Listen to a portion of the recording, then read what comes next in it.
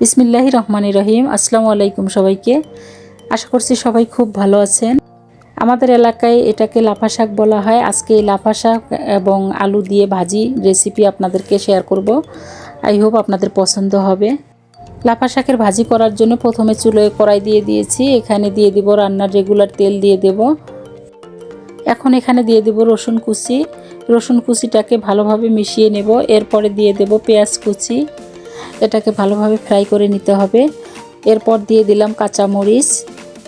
এটা ততক্ষণ ফ্রাই করব যতক্ষণ কাঁচা গন্ধটা না গেছে। এখানে আলু কুচি করে নিয়েছি, কুচি করে ভালোভাবে ধুয়ে নিয়েছি। এখন দিয়ে দেব সেই আলুর কুচিটা, দিয়ে ভালোভাবে মিক্সড করে নেব। এরপরে দিয়ে দেব শাকটা আগে থেকে ধুয়ে আমি পানি ঝরিয়ে রেখেছিলাম। এখন এখানে দিয়ে দেব স্বাদ মতো লবণ। এখানে হলুদের কোনো প্রয়োজন নেই, হলুদ দিতে হবে না। ভালোভাবে মিক্সড করে নেব। নেওয়ার পর এখন দিয়ে দেব এখানে ধুয়ে রাখা শাকগুলো। শাক থেকে যে পানিটা বের হয়ে আসবে সে পানিতেই শাক সিদ্ধ হয়ে যাবে। তো এই লাফা শাক কে খান এবং কারা চেনেন তারা আমাকে কমেন্ট করে জানাবেন। এখন শাক এবং আলুটাকে ভালোভাবে মিক্সড করে নেব। নিয়ে এটা চুলোর ফ্লেমটা মিডিয়াম টু লোয়ে দিয়ে এটাকে ঢেকে দিব সিদ্ধ হওয়ার জন্য। ঢেকে দেওয়ার পর এটাকে ভালোভাবে কুক করে নিতে হবে। দেখেন এখনও অনেকটা পানি রয়ে গেছে। এখন এই পানিটাকে ভালোভাবে বাষ্পীয়ত করে নিতে হবে।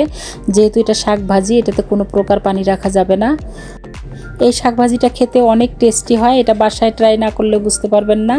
বাসায় অবশ্যই ট্রাই করে দেখবেন। এটা গরম ভাতের সাথে খেতে অনেক মজাদার খাবার। যারা এখনও আমার চ্যানেলটিকে সাবস্ক্রাইব করেননি তারা প্লিজ আমার চ্যানেলটিকে সাবস্ক্রাইব করবেন এবং বেশি বেশি শেয়ার করে দেবেন। আর যারা সাবস্ক্রাইব করেছেন তাদেরকে অসংখ্য ধন্যবাদ। এই ভিডিওটি যদি পছন্দ হয়ে থাকে একটা করে লাইক দিয়ে দিবেন এবং কমেন্ট করতে ভুলবেন না। তো রেডি হয়ে গেছে শাক ভাজি। আজকে এখানেই শেষ করব। আবার দেখা হবে নতুন আরেকটি ভিডিওর সাথে। ততক্ষণ সবাই সুস্থ থাকবেন, ভালো থাকবেন। আল্লাহ হাফেজ।